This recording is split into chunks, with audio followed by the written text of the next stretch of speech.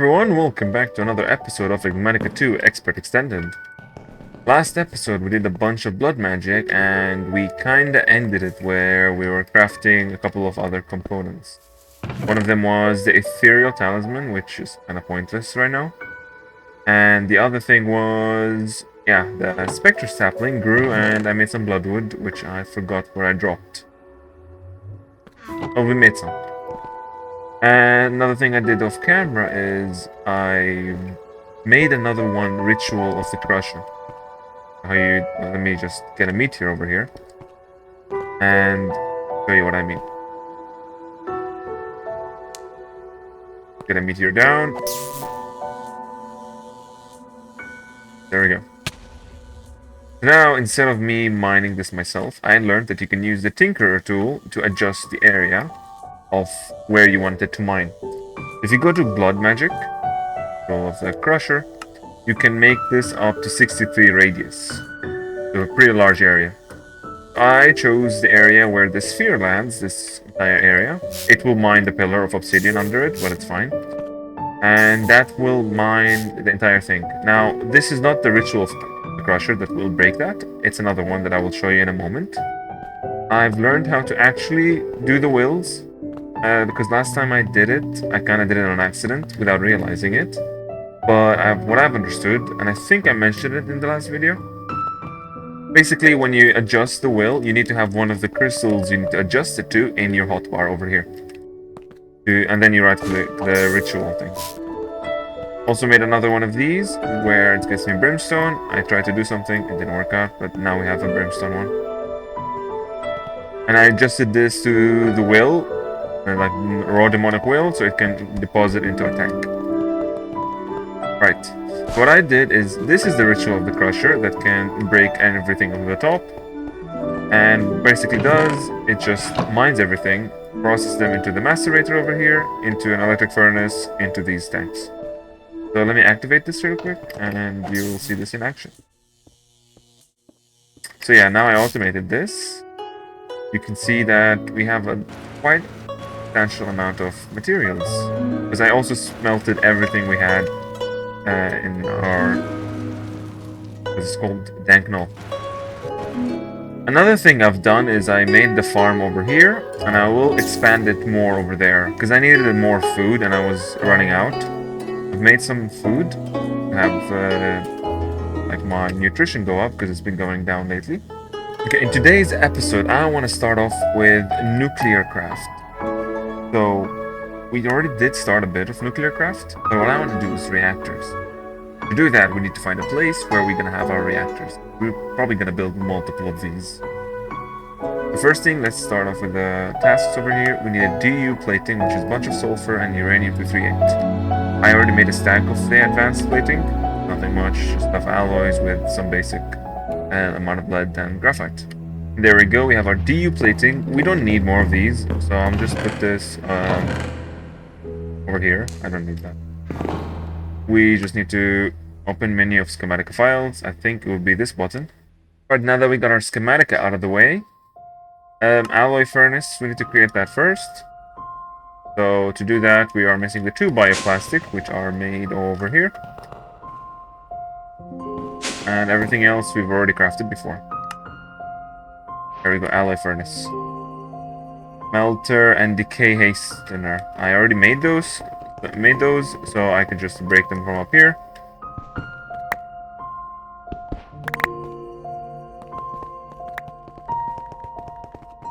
Melter. Fluid infuser. Bunch of achievements. Or not, the fluid infuser doesn't want to claim. There it is. Alright, next step we need is to find a place to build the reactor. So I think I'm gonna build the reactor underground over here, facing this direction, while the applied energistic stuffs in the future will be facing the base itself. That's gonna connect everything eventually together. Okay, now that I set up the place where we're gonna build our nuclear craft stuff, I made this small hub over here, which is gonna separate into the nuclear craft area, the applied energistics, and this is where all the technological magic's gonna happen. So, First thing first, let's make our reactor, so then we can decide what size of reactor we want to build and so that. We are gonna need to make the controller, which is gonna need hard carbon, and that is made by an alloy furnace of 2 graphite and 1 diamond. And there we go, 2 graphites, 2 hard carbon. Next, we're gonna need tough alloy at steel chassis, which is tough alloy, bronze, and steel casing. And there we go, we got our solid fuel controller. Next, we're gonna need, what else do we need? Fission fuel cell.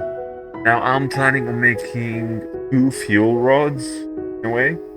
That would mean 4, so 1 recipe of this should be enough. Which requires zirc alloy. To get zirc alloy, we need zirconium, which we can get from rock crushing diorite. And there we go, after getting zirconium alloy, we got fusion fuel cells. I'm gonna put them here.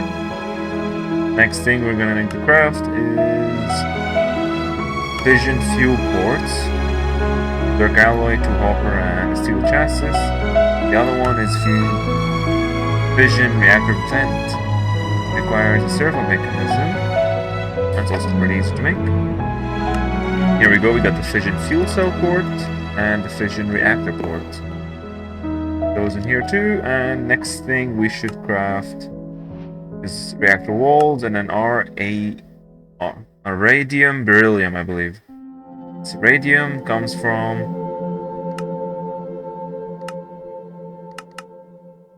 uranium-238 in a decay hastener. We have a decay hastener, we just need to set it up with some uranium-238.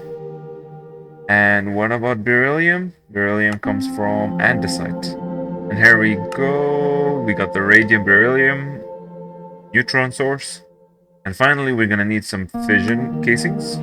I made enough for 2 stacks. I thought I made enough for 3 stacks. Oh, never mind, this uses basic weight. Okay, it's fine. We'll make more when we need more. Now, to set up a reactor, I'm gonna make the reactor a 5x5 by 5. A 5x5 by... yeah, 5x5 by 5. Let's set this up real quick. Okay, now that we have most of the place set up, before you build your reactor, you have to choose what type of fuel you want to use. For example, I'm gonna use high enrichment uranium 235. Let me find it. Nitride. This thing. So, all the fuels, it looks complicated because there's thousands of fuels. Kind of simple. Basically, there is 2 types of fuels in general. There is low enrichment and high enrichment. Usually it starts with the first 2 letters, Le or He. The third letter is usually the element you're making it out of. So U stands for uranium. You go over here, it's going to be P for plutonium. The main concept is to know what type of fuel you're making, because each reactor would need a different setup based on the fuel you're using. Now, there are also different isotopes for different fuels. For example, uranium, there's 235, there's 233, and I think that's it for uranium. Yes. Now, uranium-233 we don't have access to, because we would have, we need plutonium for that, or like thorium, I think. So we're gonna settle for 235, because we have most of its components. For 235, we need uranium-238 and uranium-235. Now, creeper here.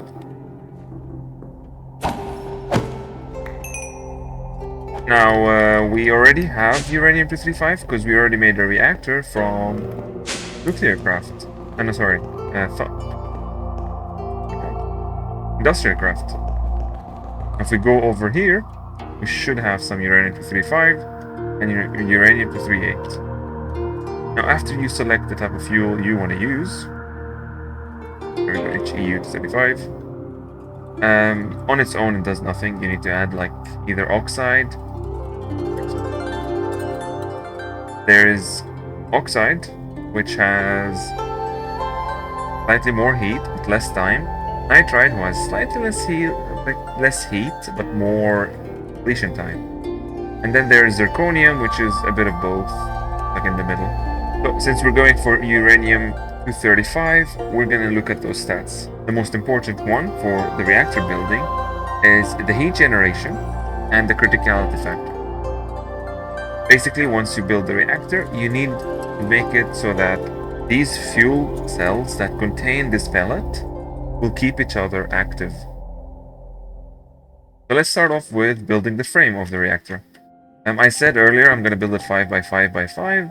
I'm going to correct that and I build it 3 by, like the insides is going to be 3 by 3 by 5.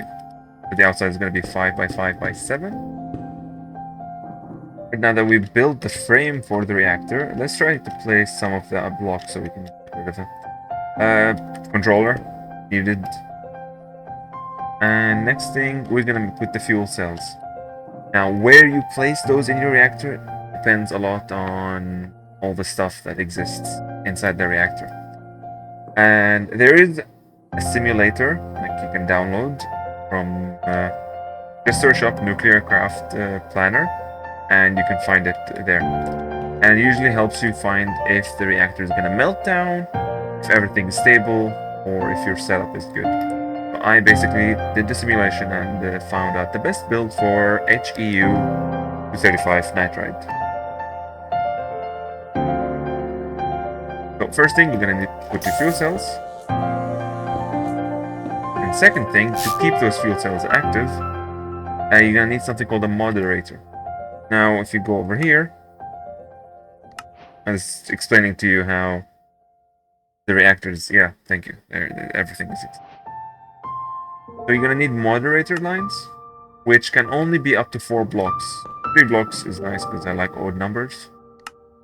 And you can use any of these blocks from this mod pack to use as a moderator. Now, if you hover over some of these blocks, like graphite, for example, it has 10 neutron flux, neutron protect flux.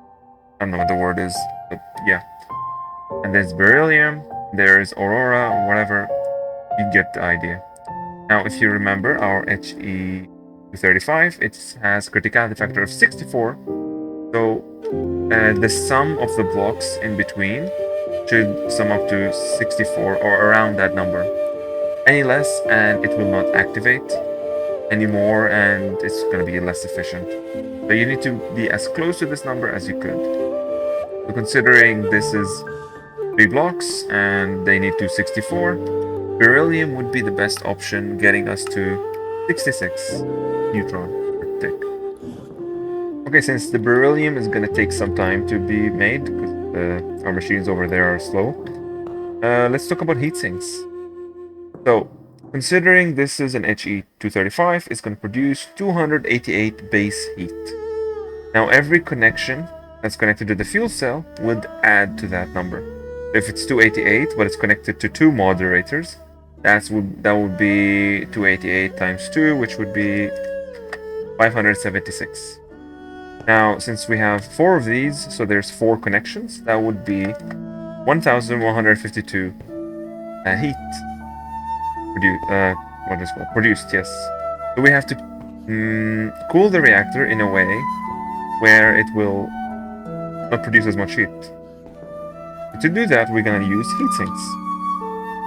Now, 2 most used heat sinks in my reactors I use most of the time is the iron fission heat sinks and the lapis fission heat sinks. Now, all of these have like a criteria you have to like fulfill for them to be active.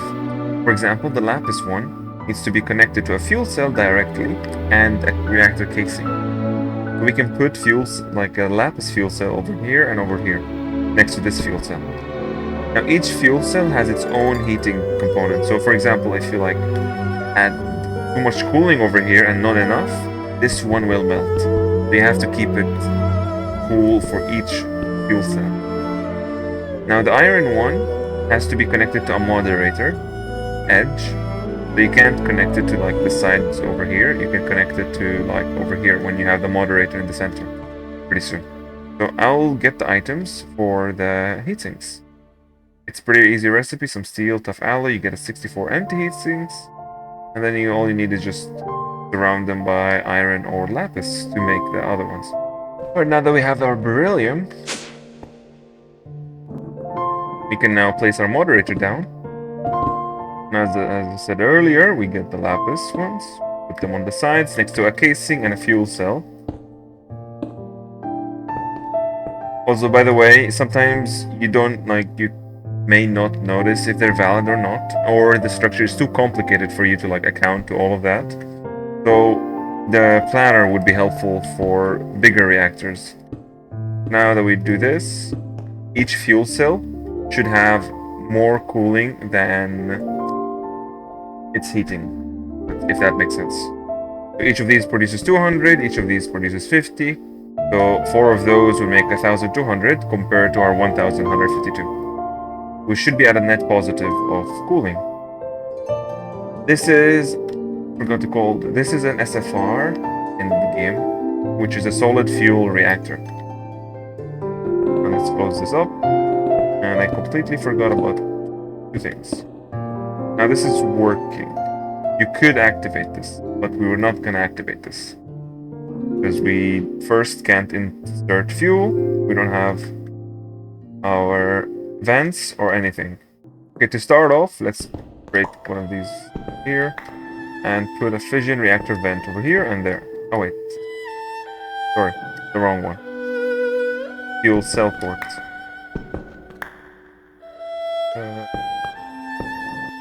Now, next thing, I want to put the input of the reactor vent down here. Now, next thing is we need a way to start up the reactor. And you put those uranium fuel cell in there and you need just a kickstarter, like a lighter. To do that, that's where the radium, beryllium, neutron source comes. You just bombard them with some neutrons before they make start their own fission reaction. So let me put one of them here and one of them there. Those cannot sustain the reaction. That's why you need the moderators to keep them on. This is just like a starter. Now everything is ready. We need to put a We need to put infinite water source next to this, so that it's always filled, and we need to output the steam out, otherwise it will back up and overheat and melt down. Alright, since this is its own mod pack, of course it's gonna have its own wrench, because why not? We don't have enough. So we need to first set output, basic on. This should be input. Now we put this over here. Should fill up the tanks. The reactor can hold up to 760,000 buckets. I'll wait for this to fill up. And next thing, completely forgot about this. Next thing, we need to infuse this with nitrite. And we need to get nitrogen. We can get from a nitrogen collector. Oh, there we go. Nitrogen collector. It's made out of beryllium. Alright, there's our nitrogen collector. We put it over here and we just shove those inside. And there we go, get an HEU 235 nitrite fuel pellets. Alright, now that we're here, we can now put the fuel pellets over here, which will go into each of the fuel cells. And we can activate the reactor once we turn on all the neutron. Actually, it activates on. Now this should be produced. I forgot the trash can over here for the extra steam. Should be producing around 400 millibuckets of steam. There is no overheating. This is the net cluster. If this goes up, eventually it will melt down. We're producing enough water just to keep up. That's good. So now that we know how much steam we produce, we can start building the turbine. This is going to require us to have HSLA steel, which stands for high strength low alloy something steel. Doesn't matter, we can make it, maybe. It's going to require us to have carbon manganese blend. Manganese comes from... I remember, that comes from smelting manganese ingot, the manganese oxide, which comes from manganese dust, comes from crushed I'm not pronouncing rhodochrosite, which is used in the rock crusher from granite. Alright, here we go. This is the recipe for the turbine controller. Okay. We're also gonna need a turbine bearing on the sides, two of them with spice. Let's just go over here. We're also gonna need some shaft. We're gonna need only one for this turbine that we're gonna make. Fluid outlets, you only need one. Pumping extras. And fluid inlets. Wait, no, I made an inlet and now I made an outlet. Wait, no. Did I make this twice? Oh, what a waste of materials. I'll make the inlets in a... what's the difference? Why is there two turbine outlets? An inlet has tough alloy as its thing instead of that.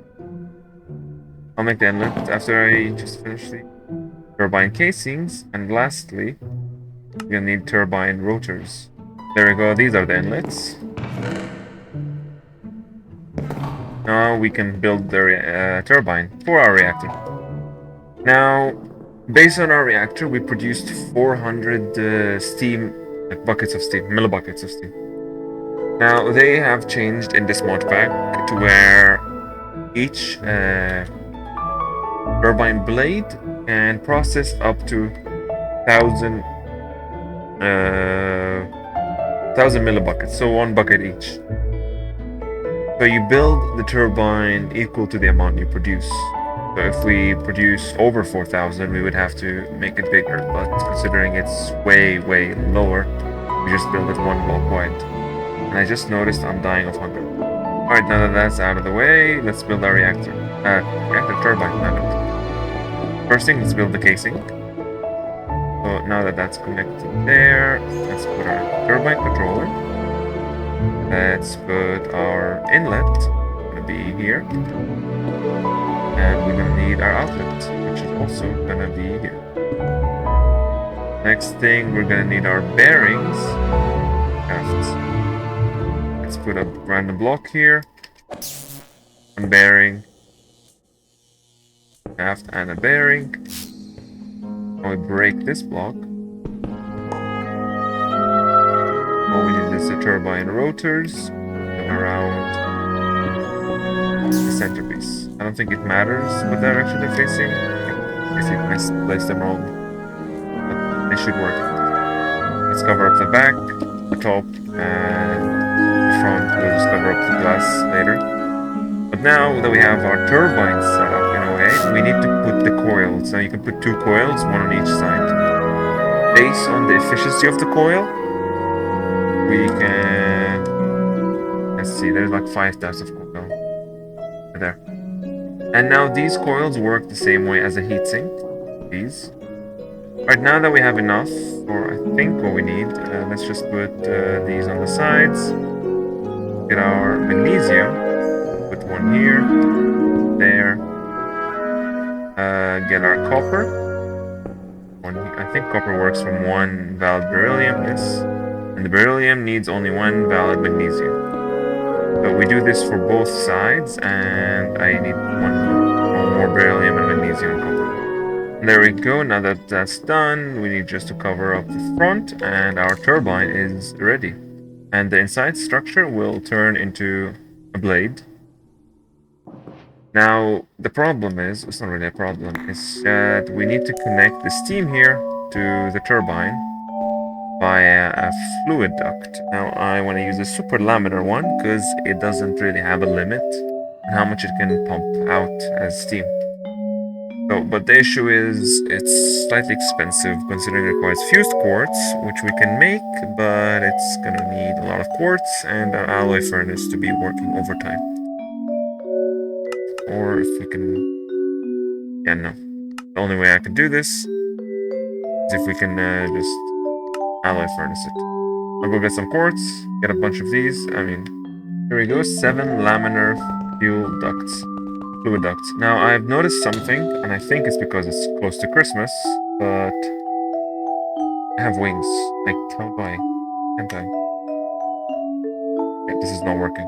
My control F5. It's F5. No? Okay, my F5 doesn't work anymore. I want to see my back, but I guess not. So now we can just connect this properly.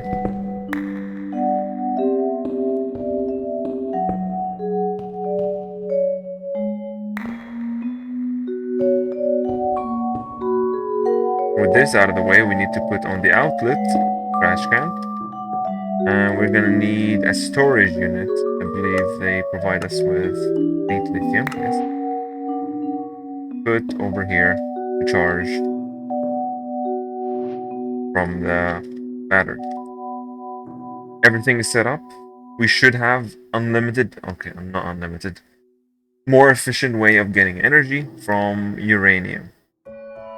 So 4 pellets, let's test this out. This over here. We have 4 depleted fuel.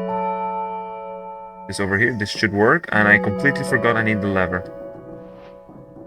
Okay. Erect this.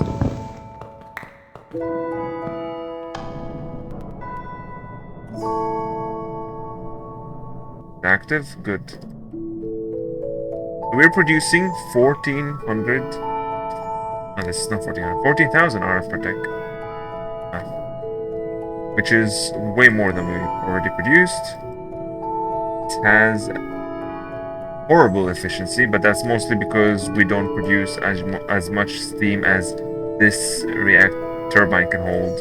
So if we can produce more heat, this would be more efficient. There we go, our reactor finished its 4 pieces of fuel. This produced 44 million RF. Just 4 pellets of uranium. Which is good, because we kinda have a lot of it. Now that this is done, we can move on to the next thing. Our next objective is to make UU matter. Is over here in this section. Because we're gonna need iridium ore. More of it at least. Because we have a bit, we don't have enough. We need enough to make a block. Which, how much do we have? We turn those into. We don't have enough. That's barely like 3 ingots, 4 ingots maybe.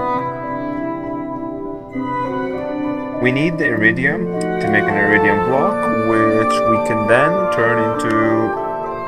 There we go. With the iridium block, we can use this in the meteor to get more iridium.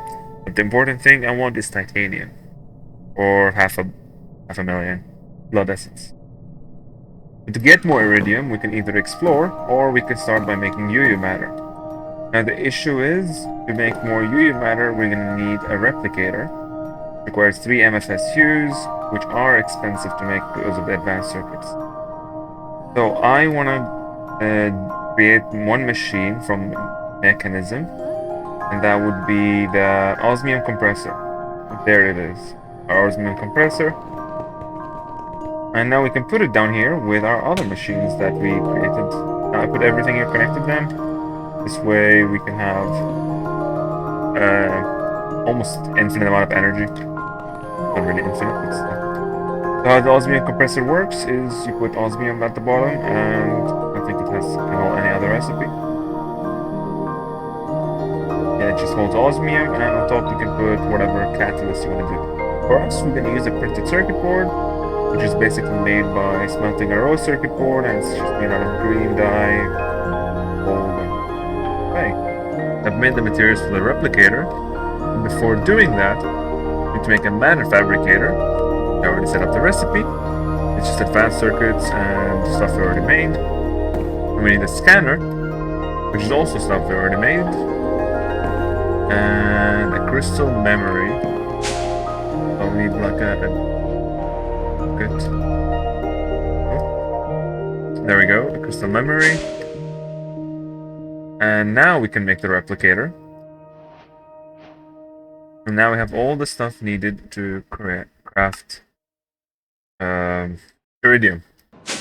Right, now that we have our connections down here, we will place our matter fabricator. It will start working immediately, absorbing the energy. And this is the matter fabricator to create UU matter, which you can... Let me put this here, and... Can I put this on a redstone signal? Yes. I want this to eject on top automatically. I don't know. And basically into this matter fabricator. I just need a pipe.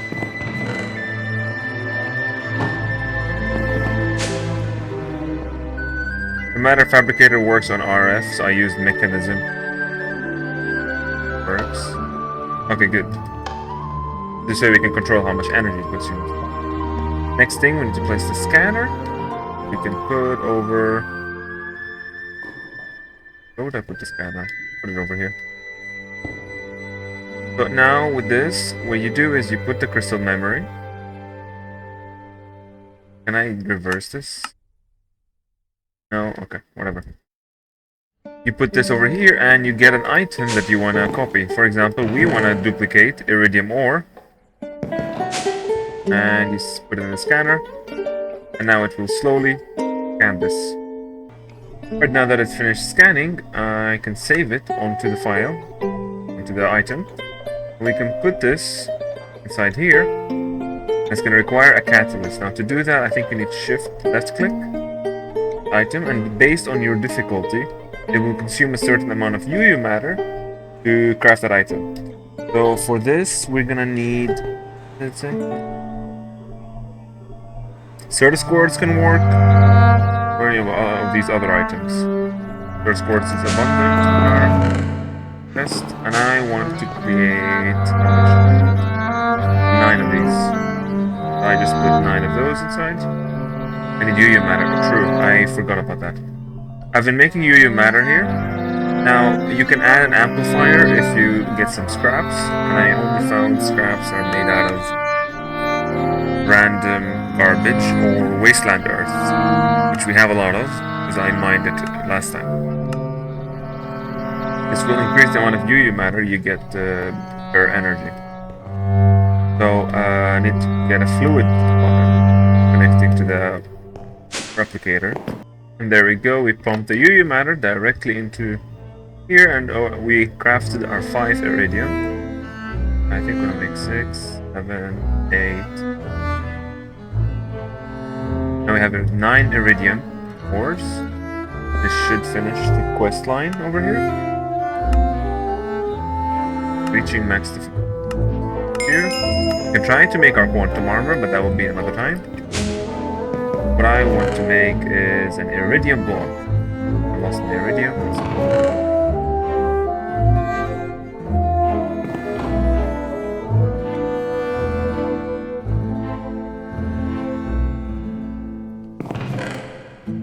We go back to blood magic. This time we drop a meteor from the sky that is... I really forgot what the words I want to say. That is iridium filled. Let me turn this off. Get my obsidian. And build the pillar upward. So that I can activate. Throw this. Hit again. And any second now. There we go. It has draconium, star metal, magical infused, and other stuff that we will need. So let's start breaking this. And there we go. Titanium. Okay, it finished mining, and now I'm gonna get 6 rutile ingots. Ores, my bad. What we're gonna do is gonna take the ores, lose our FPS, and go to Thaumcraft. Gonna go over here. Do I have more of these crystals? No, I need to make more soon. Put the rutile over here and turn it to native clusters. Okay, instead of 6, we're gonna do 8. We're gonna have 8 native clusters. What we're gonna do with those is we're gonna go to Astro Sorcery now. Right now that we're up here, we can now infuse those with Starlight to get the crystallized titanium shards. And now that we turned all of them to titanium shards, we can combine them and we get crystallized titanium. Now we put dirty titanium in there. This should be our first handmade titanium, because we did get titanium from the Gaia boss. Next thing from this we will need to craft is titanium alumide. Titanium alumide. Can't spell. This is made by 3 titanium blocks and 7 blocks of aluminum. Alright, now that we have our titanium alumide, we need to move on to the next step, which is I got a machine chassis and we want to make a fluid sieving machine. To create that, we need the fluid sieving. There. Alright, I connected the fluid sieving machine over here and connected it to the energy. Now all we need is to fill this with a couple of meat buckets and give it some iron, and it should start creating raw meat ingots. Raw meat, you can cook it to cook the meat, and we use that for to create the machine frame, which requires tubing slime, 2 dry rubber, a machine casing, heat vents, and a golden gear. We create a machine frame. And here we go, we got our machine frames, which now we're missing 2 items, I believe. So what we're gonna do is, wait, we actually started an entire quest line. That's cool. We're gonna start apply energistics. This was all to start apply energistics, because I am tired of going through every chest to find something, and I'm also tired of running out of items in all my chests. So I'll be starting apply energistics. To start it off, we're gonna have to make an inscriber. We're gonna need some concrete sheets, picket pistons, machine case, and a fluix block. To make fluix, we need fluix crystals, and to make fluix crystal, we're gonna need some nether quartz. We're gonna need some charged Certus quartz and some redstone. Conveniently, we have enough of these. We need a puddle of water. And judging by the place I'm in, there. All you need to do now is throw all of these in the same puddle, and they will transform into fluix crystals. Here we go, we made 4 inscribers. Now, these are gonna be our start off for apply energistics. Wow, this tab is all the way at the bottom. I'll just make the inscribers first, because I want to make an ME drive. The whole reason I went through creating iridium to titanium is because we need titanium alumide to make the ME drive. So let me set up the inscribers. Alright, now that we have our inscribers placed down, we're gonna need our inscriber press plate thingy, which I already got a copy of. Oh, we got the main ones. Okay, at least we got the main one. The silicon, the engineering press. Put that one there. We need the logic and the silicon. We're missing one called the calculation press, and we can go and look for it in a bit. But for now, let's focus on making the ME drive, which is going to need 2 engineering processors, which requires the printed engineering, that's made out of 1 diamond, and a silicon printed, which is made out of silicon. Now, we need to get silicon, which is smelted quartz dust. Now, once you get 2 of each, we're gonna need 2 redstone, and in the extra one we have up here, we craft the engineering cores. We're also gonna need to make the titanium alumide plates. Do that. And let's get this. We're almost done with the recipe for the ME drive. We're missing a disk drive. Made out of a piston, printed circuit boards, we already crafted those. Microchips. Made out of iron and transistors. Made out of basalt and redstone. And here we go, an ME drive. Now, an ME drive is cool, but we're missing a few other components. First thing, we could make an ME controller. Well, we can't make an ME controller. I take that statement back. We need to make an energy acceptor. This is just like an ME controller, but has less channels, so you can't connect to it as many parts as you could. Right now that we got everything for the energy acceptor, I don't think they would provide us this for free, right? Because that would be funny if they already gave us one for free. I'll take the pure quartz. I'll put that over here, and thank you. Now, how you do this is you put the energy acceptor on any wire, and from there you can use it to transform anything into applied energistics energy. Alright, for the time being, I'm gonna build it over here. So we're gonna have our ME drive in this area with our ME terminal next to our machinery over here. This way it's easier to access. I will also extend the cable all the way to the base. This way I can also access them over there with a terminal. Now, we need to get some storage cells. So I need to decide which storage cell I'm going to use. Obviously not 64, but 16K isn't bad. Alright, I've set up the recipes for all the Mark 1s. We're going to need to create 40 of the Mark 1s. And then we're going to need to craft 20 of the Mark 4. Sorry, 4K. Now, these requires RE batteries, but you can't just put the ones you craft. You need to charge them up to 10,000 EU. Then you're gonna need 10 recipes of 16K, which also requires an advanced RE battery that has to be charged to 100K. Finally, you put those all together, make I cannot hold this with my hands. I'm just gonna put this over here like.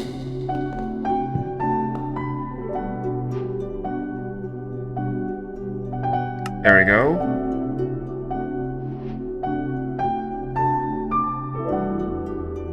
This hopefully should be enough to hold everything we have in our storage.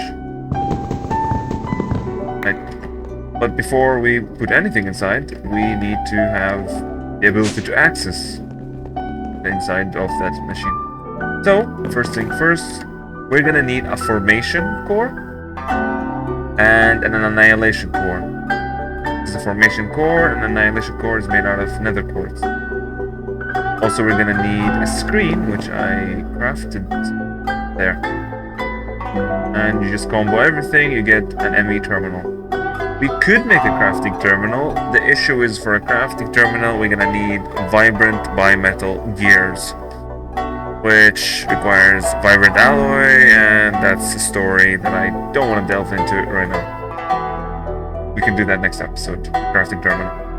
Now with the ME terminal, everything is connected. There's energy here, that there, and connect. We can put anything in here. So, I will connect a wire, like a cable, all the way to here, and empty all these chests inside that system. I'm happy to announce that we have not filled the entire thing completely. And we have all our items, 90% of our items inside the ME system. Remove most of these chests. I kept this chest because I didn't want to hold the plutonium, and these are ores that I have to process anyways. And over here are the tools. I'm gonna keep them there. Bees are not important, books are not important, and this is a chest. I just keep all the stuff I claim, like all the reward chests I claim, and put them over here. So eventually at one point I will just open them in one day. I think that's enough for this episode. I hope you guys enjoyed. Please click the like, comment, share, and subscribe button. If you have any feedback, leave it down in the comment section down below. Without further ado, peace out. Enjoy your day. And Merry Christmas.